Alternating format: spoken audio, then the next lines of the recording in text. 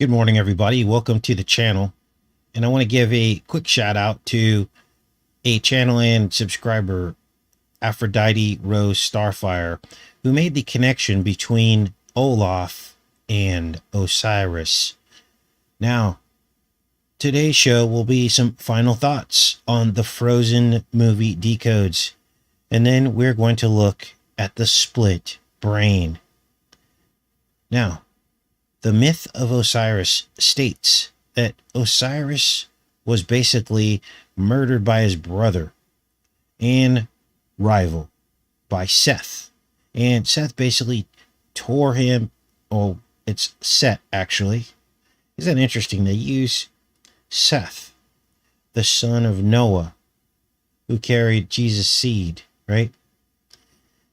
And they say that Set tore his corpse into 14 pieces and then scattered them across Egypt. And that the winged goddess Isis, which was Osiris' consort, she found 13 of the 14 pieces. She replaced his wingerdinger with a gold one and then buried them. Now, of course, we know that gold is measured in carats. Which brings us back to Olaf with the carrot nose that he keeps losing, just like Osiris lost his wingerdinger. Now, as you can see here, Olaf is made of 14 pieces, just like Osiris. And Osiris was born on Christmas, as you can see here. He shares the same birthday as Apollo. So the snowman born in Christmas is Olaf, Osiris. Now, we had compared Olaf to Drump as well. And when you spell Olaf backwards, it spells fallow, which means basically barren. Uncultivated land, lying fallow or barren. Of course, that's Drump's son's name. So, what's up with this frozen aspect to the film Frozen? Well, sub-zero temperatures preserve DNA. And that's what I believe the Osiris myth was all about. This putting back together of Osiris was all about DNA preservation. Now, as you know, frozen temperatures also preserve stickers. We all know what a sticker is. But back to this Osiris thing, because this is pretty intriguing. The concept of reanimation, of building DNA back into something. Now, they've talked a lot about this. Have they been able to do it yet? I don't believe so, but I think that they're just waiting to make the announcement in terms of being able to recreate like a woolly mammoth, for instance, using the DNA. All they really need is a womb,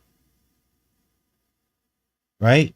And they can build this DNA back. So I believe this is what this was all about, this Osiris myth, building back the DNA. And maybe the wingerdinger, the golden wingerdinger, is all really about his inability to procreate after being cloned, right? Now let me check in with you guys and we'll continue on with the show today. So, while we're talking about things falling into pieces, I found something very bizarre. We all remember this scene from I, Pet Goat 2. This is the scene here. And beneath the chalkboard, we see to the left of this were actually snowflakes. I didn't show them in this screenshot here, but to the left of this are snowflakes. And then there's this formula right here, which most likely means F as a vector in positive or negative. What is a vector? It's like a field. Now, a lot of things measure vectors. You can measure diseases in vectors, which is where it started, where they try to go back and find the origin of a particular disease. Vectors can be measured in millimeter ways as well. They come out in a vector. Anything that propagates a field or a range or a delta. We'll talk more about that as the show goes on this morning. But look at this. What else do we have here? To the right of the formula, we have this split brain. And next to it, a dragon crouching. Now, iPad Go 2 has been out since 2012. We have looked at this before, and we talked about the vector. For the life of me, I cannot find that video. I've been doing a lot of moving around and positioning the channels here on YouTube just to make sure we can stick around. A lot of this stuff is backed up on ODYSEE, but some of it is on hard drives sitting right next to me. And so I've gone through, and for some reason, some of those files did not copy over, but we covered F as a vector, because that's what this arrow is above the letter F. It's a vector. So we know that Fahrenheit is also temperature. So what is this really describing here? It's describing something stored at sub-zero temperatures. That is a vector, or a source of something spreading. And I can't believe that we didn't drill this down to this specific long before this. We got close, but I don't think we ever associated it with a disease vector. But here it was, hiding in plain sight the whole time. Now we're going to talk about how that links into the split brain and the crouching dragon in a minute. So what is this brain thing? Well, your brain is connected. Both sides of the hemisphere of your brain are connected by something called a corpus callosum. Now, the corpus callosum is weakened. In other words, the connection between the right and left hemispheres of your brain are weakened by all of these things mentioned in this study here.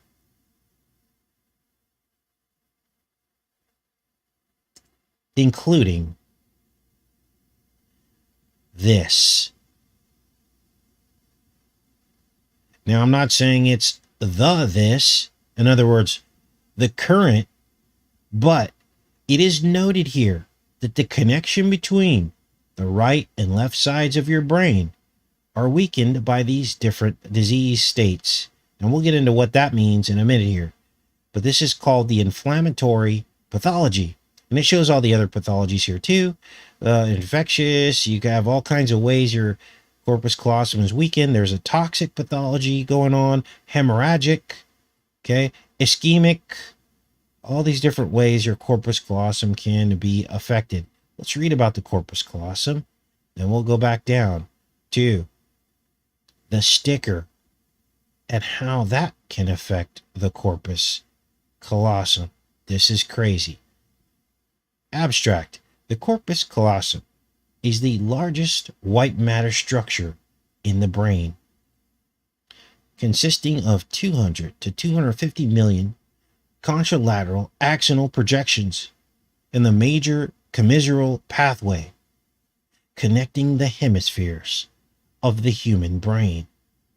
The pathology of the corpus callosum includes a wide variety of entities that arise from different causes, such as congenital, inflammatory, tumoral, degenerative, infectious, metabolic, traumatic, vascular, and toxic agents. The corpus callosum, or a very specific part of it, can be affected selectively.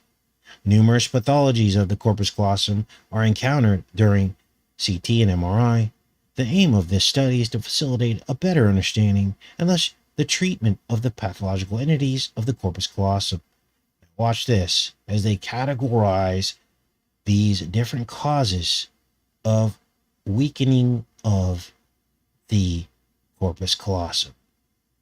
This is the inflammatory pathology, multiple sclerosis, and the principal pathology affecting the corpus callosum.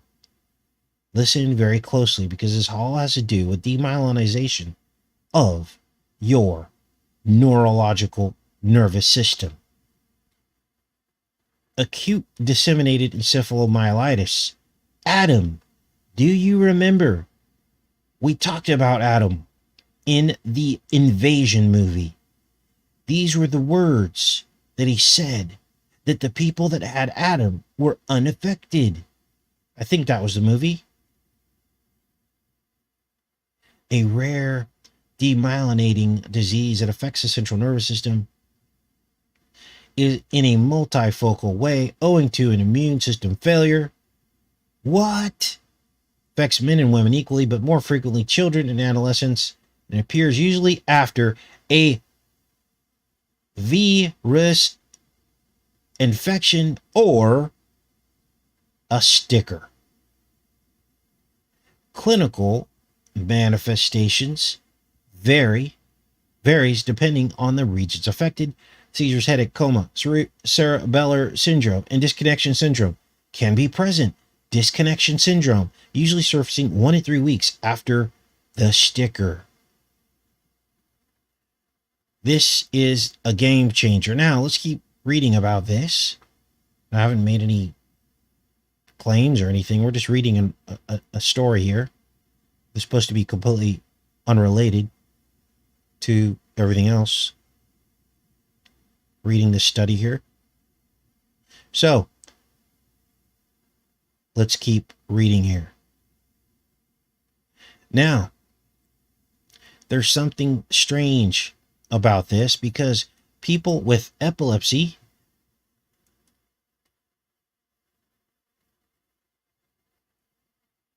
as a treatment have had their corpus callosum severed. It's called a corpus callosotomy. Callosotomy. And they sever the connection. In other words, they split the brain. This is a treatment for people with very severe epilepsy.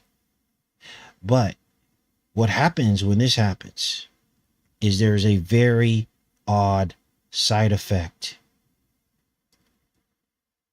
Alien hand syndrome.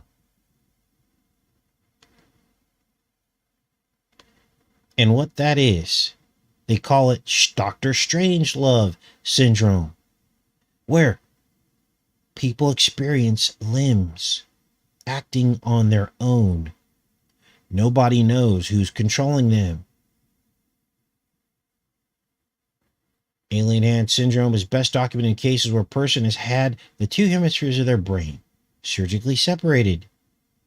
A procedure sometimes used to relieve symptoms of extreme epilepsy.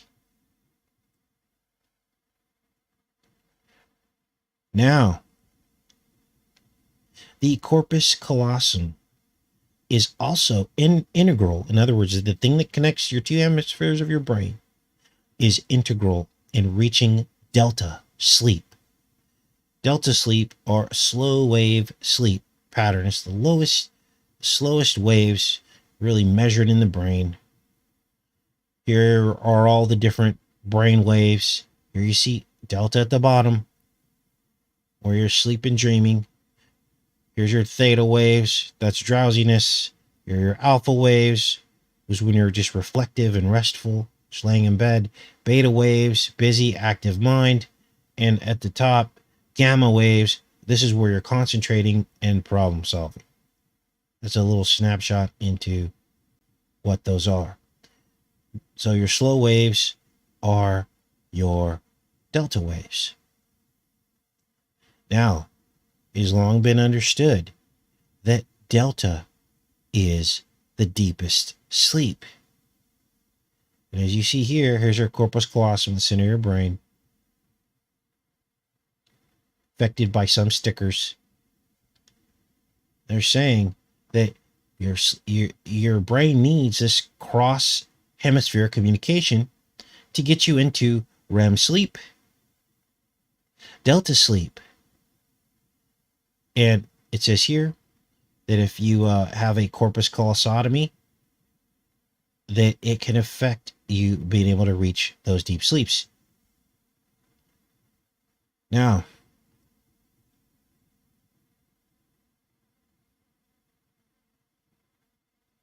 here's another study talking about the importance of the connection between your two brains to reach delta sleep.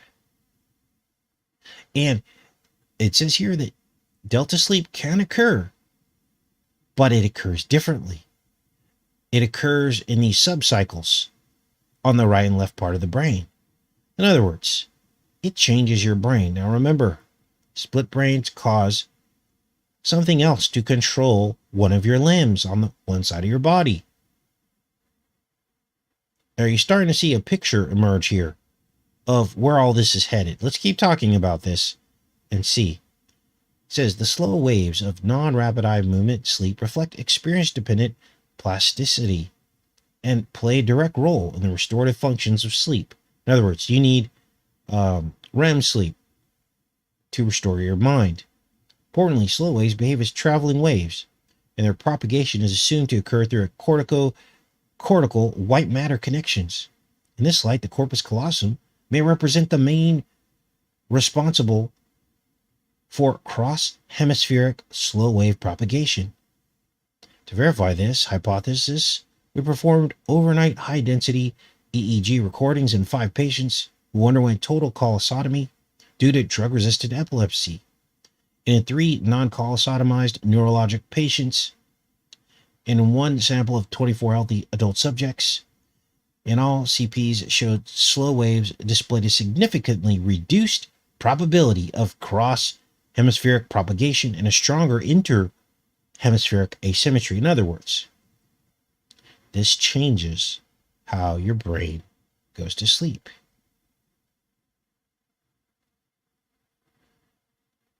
Now, here's where things get creepy. Because what they're finding here is that we have parts of our brain that are always in delta sleep, even when we're awake.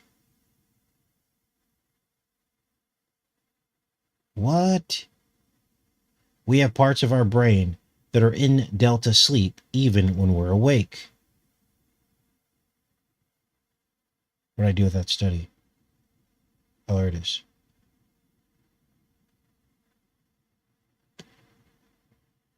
Delta rhythm in wakefulness, evidence from intracranial recordings in human beings.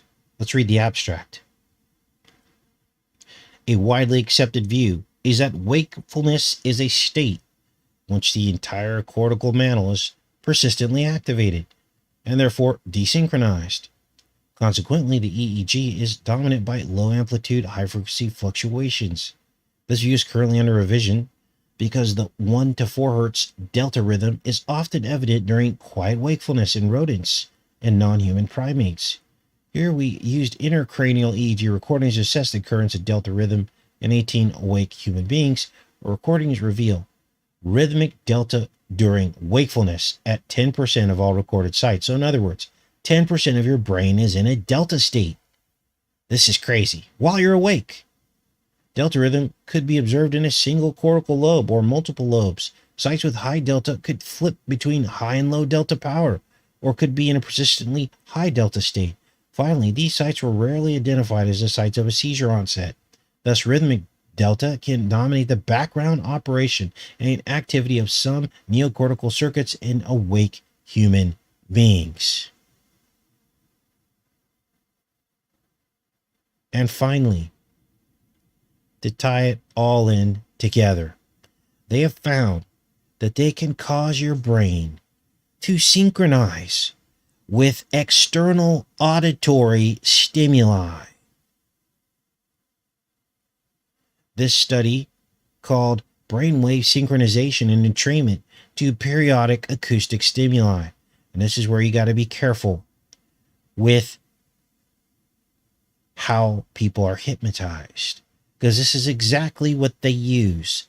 A tick-tocking, a slow object moving back and forth at a rhythm I recommend from now on, when you guys come onto my premieres and live shows, mute and do not look at the countdown to the live show, because what what it looks like I found was that introduction is at 70 beats per minute. It's a little bit faster than 1 second per beat, and that at that rate it's about 1.2 or 1.1 hertz frequency, which could put you into a delta state. We have no idea what these people are up to, because if you look at the intro, it's also got something swinging back and forth. Very bizarre. Now, let's read a little bit about this and how they can basically train your brain to react to stimuli. It says brain waves have been shown to synchronize with external stimuli with repetition rates of about 10 to 40 hertz, all the way down to the delta range. Now, what would you do if you wanted to synchronize a bunch of people's brains and put them into walking delta sleep? Split their brain so you could control one side of their body, command it to do things? How would you do it? Well, you would need some type of broadcast. Some kind of subauditory signal. It would need to be sent out to lots of people at the same time. Now, this, of course, is just a theory, but I just showed you some pretty off-the-wall science that seems that it could be possible. And now, after I check in with you guys, we're going to check out this Fringe episode. Now, this is how the Holy Spirit works. Because one of you sent me this Fringe episode. It's been sitting in my tabs for about 2 weeks. And after I went through these studies and figured all this out, I watched the Fringe episode. And it dovetails exactly into what I just showed you. What you're about to see are all of the elements that we just discussed, and they all appear in one single episode. There is a frequency trigger. There is a neurological disorder. Remember the myelitis? There's a person shattered into pieces like Osiris. There's an injection serum. And then when you take it multiple times, it aggregates in the body. And it turns the human body into a kaboom. And you know what I'm talking about. Let's watch this trailer, this montage that I uploaded yesterday. Now let me give you the backdrop of this Fringe episode. There's a man named the Colonel, and I believe that Colonel means the sun god. The Koran, El, Apollo, Osiris. And he basically starts giving these injections to these soldiers. And they have to take them often. They have to take them every single day. They build up in their body. And then the Colonel hits this frequency, 331.6. It's a frequency. He sends it out through like a cell phone. Is all this starting to sound familiar? And it causes these people to go kaboom. Now there's more to this story, because what they're injected with is a cyanogen, which means the blue blood. Watch and listen. Yes, Colonel. Yes, Colonel. It's time. So this is the first victim. He's a soldier, and the Colonel says it's time. He tells him to go and pick up this black briefcase, and as soon as he touches it, kaboom! Look on his wrist. Rewind that so you could see it, so you know I'm not making this up. Because these two marks, that look like fang marks, are on his wrist. Yes, Colonel. Clearly visible. Yes, Colonel. It's time. Look like bite marks, don't they? Now this was 2009, you guys. Let me help you with that. Colonel. Here, take that.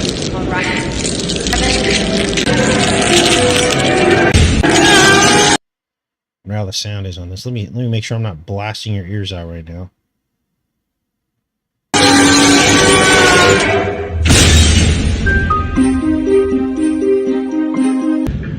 That's better. Okay, let's keep going with this. So you saw that guy go kaboom. The crystal is organic. He turns into crystal, but it's organic crystal, which infers some kind of sound. The crystals have the ability to transmit sound, do they not? An ear? They find him broken into pieces. Well, I think Walter might have just found Officer Gillespie. Gillespie was a decorated cop and a soldier, just getting himself back together. So she's a detective, and she's like, he was a decorated soldier, and he was just about to put himself back together. You get it now? Humpty Dumpty, Osiris, Olaf, broken all into pieces. He kept putting himself back together with his golden carrot. Gillespie was a decorated 14 karat gold. Are you getting it now? The 14 pieces of Osiris. cop and a soldier, just getting himself back together.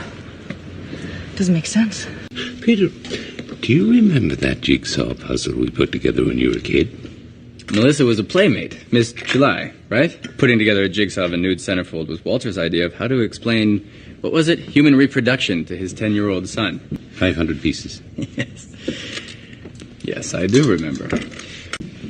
So, what does any of that have to do with the bomb in Philadelphia? Patience, son. So there's the guy. They put him back together. Gillespie, I guess his name was. I don't know the meaning of that name, but there's probably significance to the meaning of the name of the guy that went kaboom. Didn't dig that deep. These rabbit trails can go on forever. I mean, the intricacy of whoever writes this stuff it's supernatural. It really is. Because it goes down on so many levels. So they put him back together. Now, what you're going to hear next is injections are part of this formula. In other words, they have to inject this cyanogen inside their body in order to build it up to a certain level before they can go kaboom. So, apart from the obvious, anything out of the ordinary? Needle marks between the toes.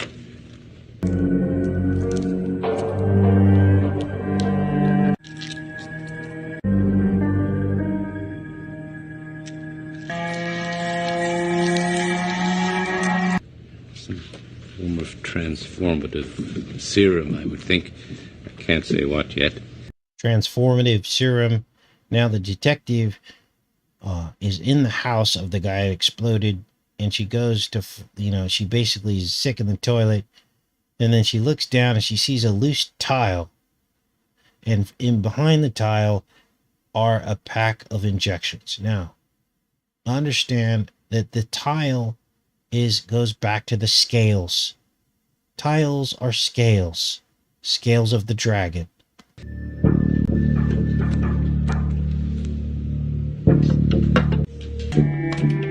Doesn't mean tile are bad. I'm talking about symbolism here. Okay, this is the symbolism that they use. I've seen this tile reference over and over and over again as it relates to the dragon. Okay, and we saw it in that weird art that one guy had, where it was all blue tile. Remember that? Where there were little people down there. Remember? They were tied. And I got to be careful with my words here, but you all remember the blue tile. And if you don't remember, someone in the chat can help you with the blue tile and what that represents. So she finds this inside the tiles. Jonathan, you all right? Notice it's blue in the background, this light blue. Jonathan, you all right? Mrs. Gillespie, can you tell me what these are? Well, how do you explain this stuff? Because I'm assuming it's more than likely that this is exactly what Walter was talking about. What turned him into a bomb. From his tissues, it appears to cause a chemical reaction on the cellular level. Have you been taking the serum? Yes, sir. It solidifies the water in his cells and emitted massive energy which shattered the body. I stopped counting at 47 needle marks, counting at 47. So obviously we've covered the number 47. And the number 47 means in the middle. Now I'm not going to go through all of that discovery again. That's why it's important to catch all the shows you can, because you're going to, if you miss any part of it, you might be lost or confused. But we pretty much defined the number 47 meaning the middle. Needle marks. I can't imagine it was an accident. When the serum is first introduced or injected, it's fairly harmless. But then something else occurs, a secondary reaction.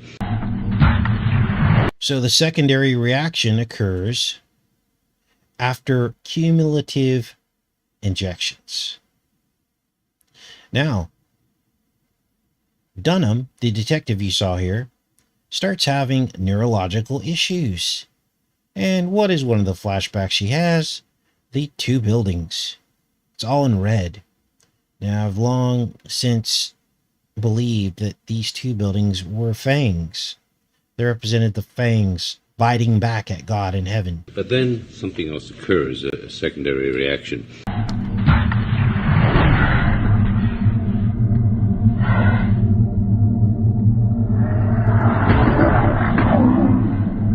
Now, the neurological condition that she has her stuck in Delta sleep.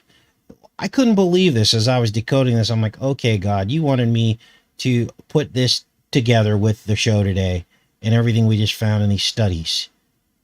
We've been experiencing an acute nominal aphasia, Agent Dunham. It's common with head trauma. Sort of medical care? No, Dan was healthy. And I don't understand. What does this have to do with the explosion? Parts of your brain are still asleep, but once they wake up, all that memory will are still asleep, but once they wake up, parts of your brain are still asleep, but once they wake up, all that memory will get flushed out. When? When? Do you have any idea how something like this could happen? Look at the time code. The static? No, maybe radio wave interference? It was about 20 seconds before the bomb went off. So, why do we lose picture before the explosion? Certain high frequencies can tweak electronic signals. So they're talking about the signal. That becomes the trigger. And look, it says at about 20 seconds, but it actually, the countdown stops at 19. And I'll show you that right now. So,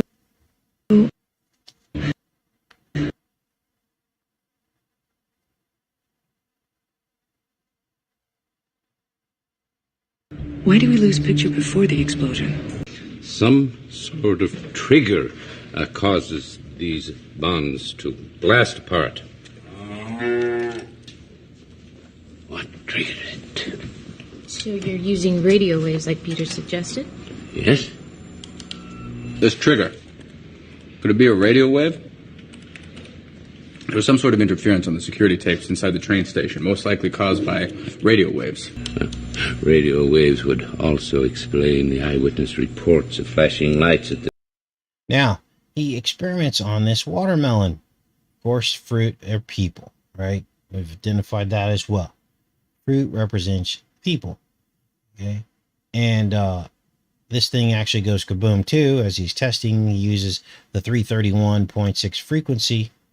If that means anything to anybody, please let us know in the chat. That might be like a concordance number or something like that. 331.6. The train station before the officer exploded. The soldiers had been exposed to a synthetic neurotoxin, a nerve agent developed under Saddam.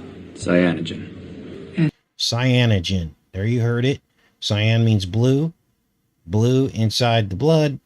This is, it can't be any more clear at this point. That's what they call Tin Man. Daily injections of serum. Now, this secret op that they were doing was called Tin Man in the episode. Tin Man. I don't really know what that means other than the Tin Man from The Wizard of Oz, right? What, he didn't have a heart, right? Was that it? Well, wow. Think about what we're experiencing right now. We treated over 200 soldiers. It turned people into bombs. We had discovered that after Now, I believe that kaboom is the code word for bleeding inside. built up in human tissue. It reacted in a very unexpected way. They are here, collecting data, making observations. So this obviously is the kernel. The kernel, right? We already talked about what that means, or what it could mean. And he gets caught in the end.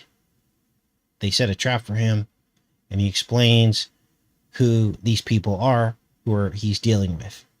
And they're basically the fallen angels that control all of humanity, all of society. The devil rules this world. The Bible is very clear.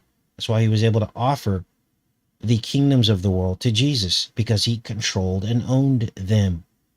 So you understand how that particular verse in the Bible contradicts the current interpretation in Romans that we're supposed to be in subjection to these same governments that the devil controls.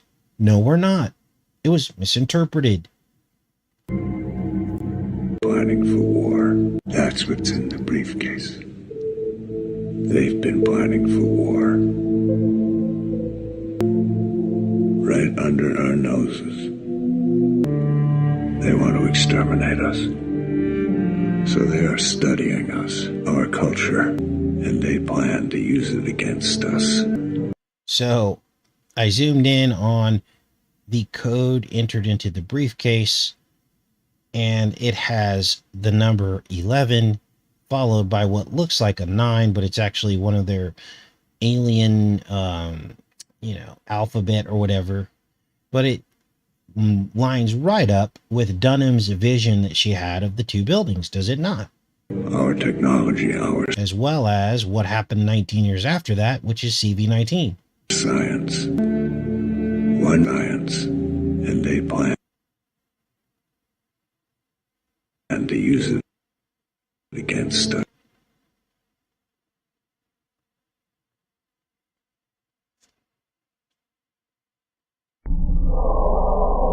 And there it is right there. Now that's not a 9, it's some kind of symbol, but it looks like a 9. And this looks like the number 11. Whatever is in those cases is going to destroy us all. So this guy that's looking through these pictures is one of the aliens. And look at the pictures as he's looking through the binoculars. What you see here is what looks to be the beams coming out from the edge of the sun, which we all know what that is. It's called a CORONA. You can't even say that on YouTube anymore without having your video being reviewed and people, so this is why I have to spell things, unfortunately. But to show you that this is what they're showing here, that this is a CORONA of the sun, I did a fade out into a CORONA so you could compare them.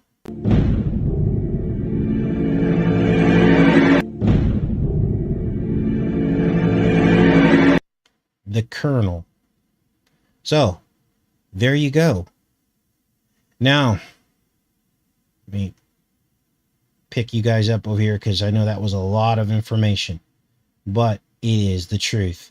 Now there's some weird stuff going on here. I'm going to show this to you because I don't really want to do a separate show on this, but apparently Dump was asking some bizarre questions about Gizwell. Now, this could be fake news. I'll admit there's nothing really to confirm this. Why are they talking about this now? That he had actually considered offering amnesty. It was actually on the table. So this is no longer just speculation. We told you that that was the case. Remember, we said that? Oh, he's probably just on the verge of giving her amnesty. And he almost did. Well, according to what they're saying in that article. Now, I'll admit that there's a 50-50 chance that that could be fake news. But I guess maybe more information will come out as we go along. Now, what does that do? Well, that gives us motive. That gives us motive. If he was concerned about what she might say, you know for sure he was concerned about what Eggstain would say, right?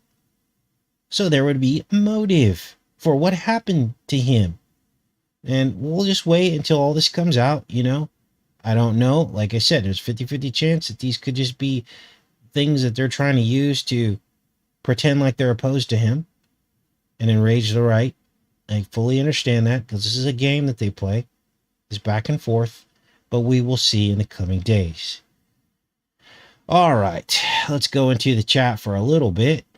See what you guys are up to.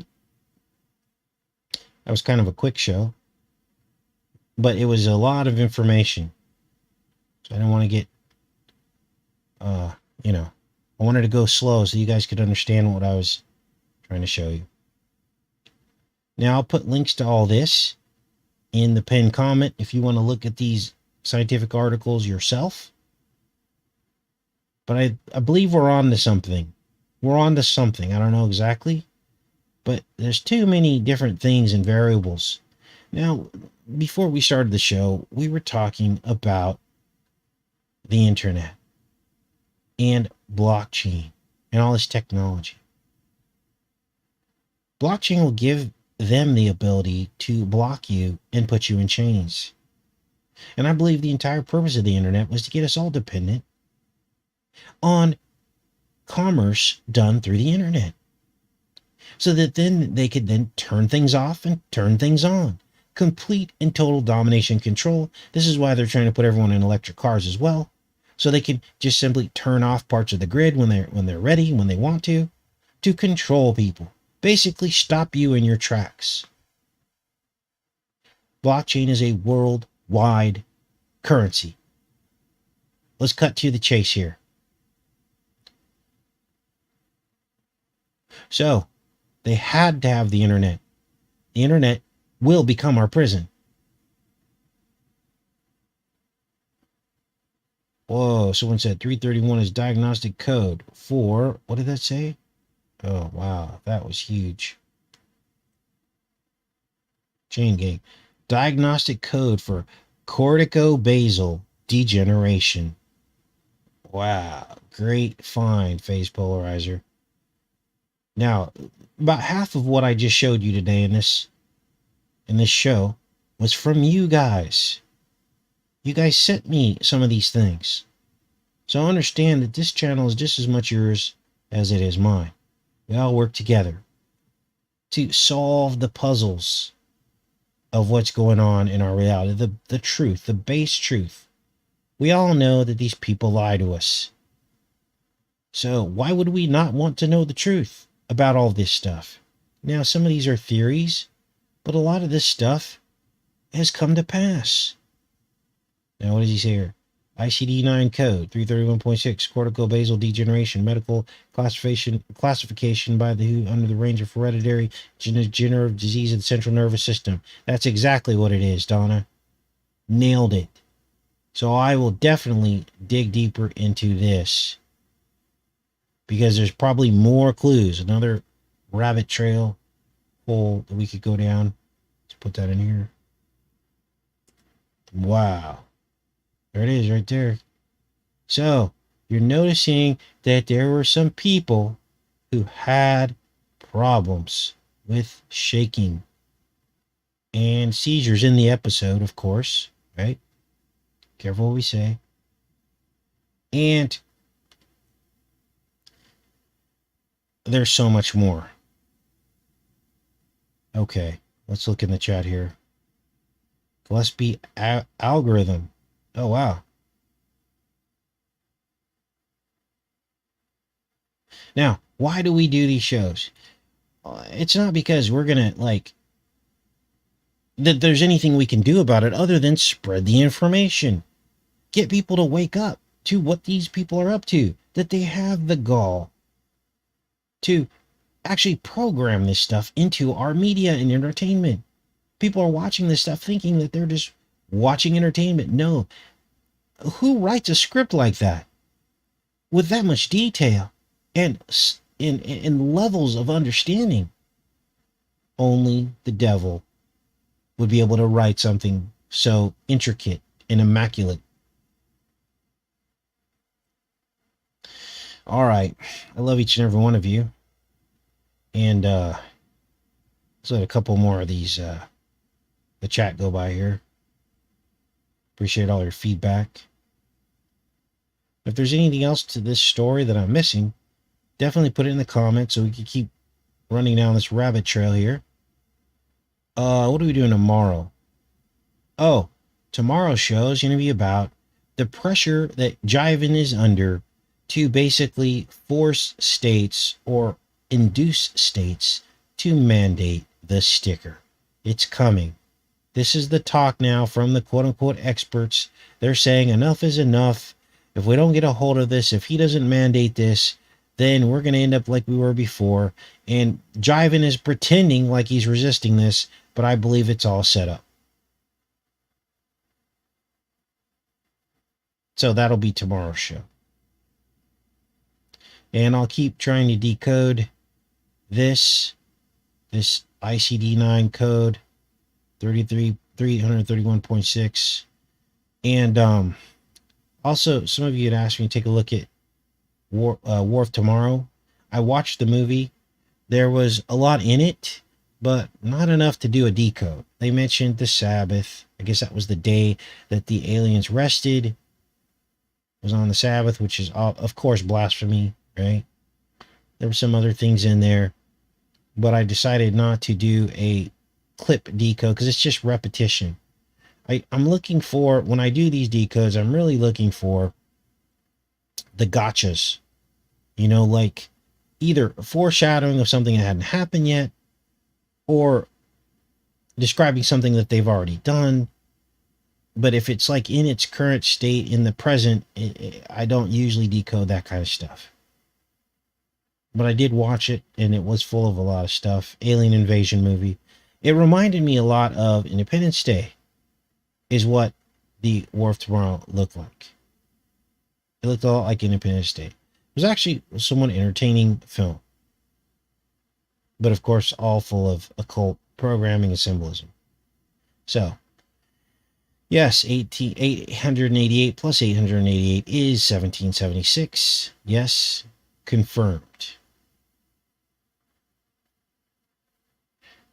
The entire foundation of the building of this country was based on the occult. The entire thing. I love each and every one of you. I'm going to go ahead and let you go. And we'll see you tomorrow morning. Inshallah.